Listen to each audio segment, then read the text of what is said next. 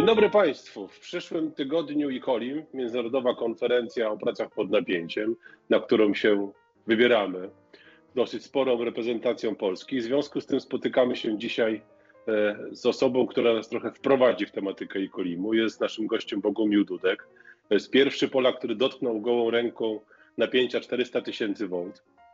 Twórca ubioru ekranującego z gęstej siatki srebrnej, która pozwoliła pracować na urządzeniach najwyższych napięć bezpiecznie, a dodatkowo od ponad 50 lat promotor technologii prac pod napięciem, co jak sam paradoksalnie podkreśla, niezwykle bezpiecznej technologii.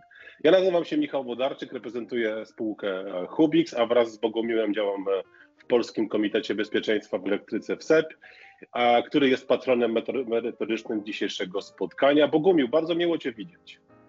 No, witam i dziękuję za miłe słowa, za którymi jednak stoi wielu polskich specjalistów, do których oczywiście należy zaliczyć i Ciebie. Dziękuję. Bogumił, tak jak wspomniałem, w przyszłym tygodniu rozpoczyna się ICOLIM 2025. Tym razem gospodarzem są Norwedzy. Czym w ogóle jest ten ICOLIM?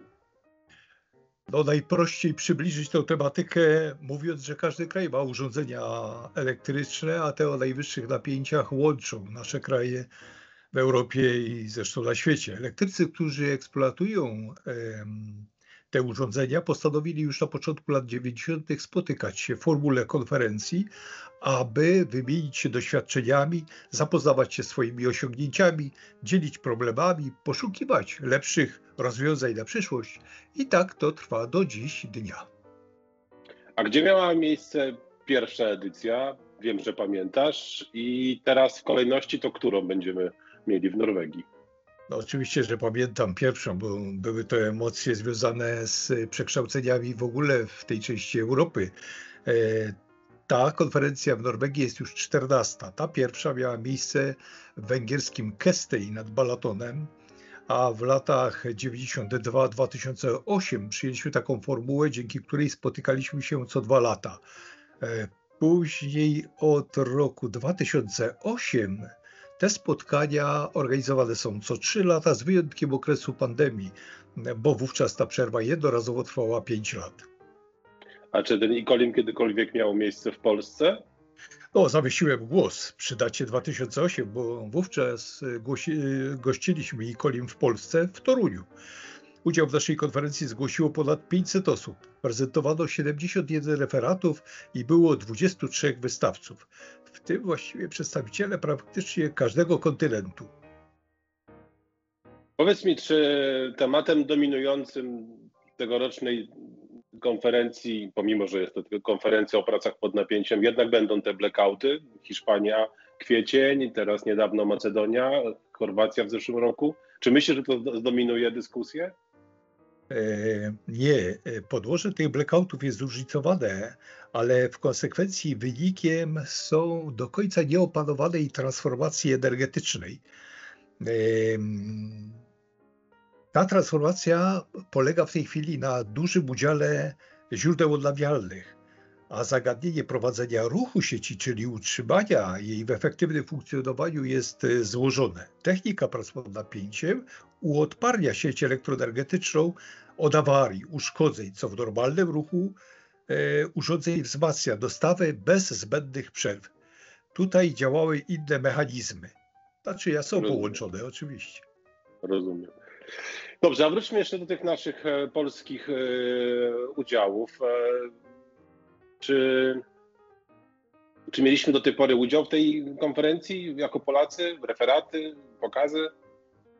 Mamy. To być może jest szczęście, że Polacy uczestniczą w każdym ważnym wydarzeniu i tych konferencjach, które miały początek w latach 20., jak SIGRE powiedzmy i IPD, ale ta konferencja oczywiście ma też swoje tradycje od 1992 roku. Tam wprawdzie było nas tylko 3, ale już od w następnych edycjach tej konferencji brało udział po kilkadziesiąt osób, a często byliśmy też najliczniejszą ekipą zagraniczną. I to nie tylko jest kwestia, że byliśmy zauważani dzięki referatom, ale były też pokazy na czynnych urządzeniach oraz, co jest siłą tych konferencji, również wystawcy, do których przecież i Hubix, i Polska Aktywizacja z Krakowa należy chyba do najczęściej uczestniczących w nich. Świetnie. A ja kojarzę, że mamy chyba jakieś nawet nagrody za referaty. Kojarzę gdzieś taką historię. Wyróżnieni byliśmy nie tylko za referaty. Powierzono nam prowadzenie specjalistycznych sesji. Nagradzono brygady pokazowe, zwłaszcza taką specjalistyczną brygadę z Torunia, która była wielokrotnie na tych konferencjach ICOLIM. Pokazy organizowali także wystawcy, jak choćby Hubix.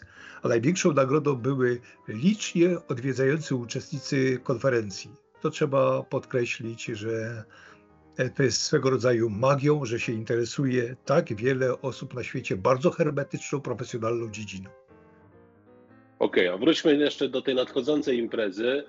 Już wiemy z programu, że wspólnie z panem Markiem Łobodą i panem Belinem Nemetem, których oczywiście serdecznie pozdrawiamy, wygłaszacie wspólnie referat, który otwiera konferencję.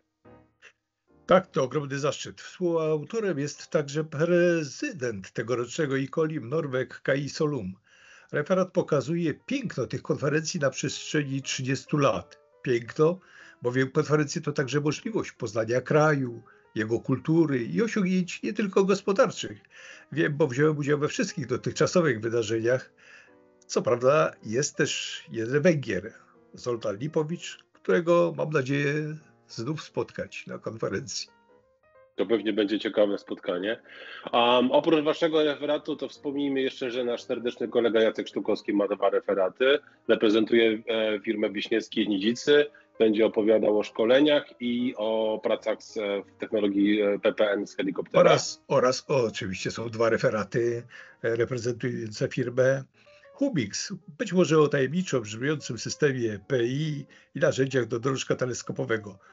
A to już wkraczałem w specjalistyczne zagadnienia, bo bez specjalistycznych narzędzi i sprzętu, którego jesteście w Polsce liderem produkcji, nie byłoby techniki prac pod napięciem. Zresztą nie po raz pierwszy wystawiacie się, prezentujecie referaty i organizujecie pokazy. Szkoda tylko, że nie możemy na konferencję zabrać wszystkich zainteresowanych, zwłaszcza tych, którzy słuchają tego podcastu. Dokładnie, szkoda. Bogumił, dziękuję za miłe słowo, dziękuję za rozmowę i do zobaczenia na miejscu.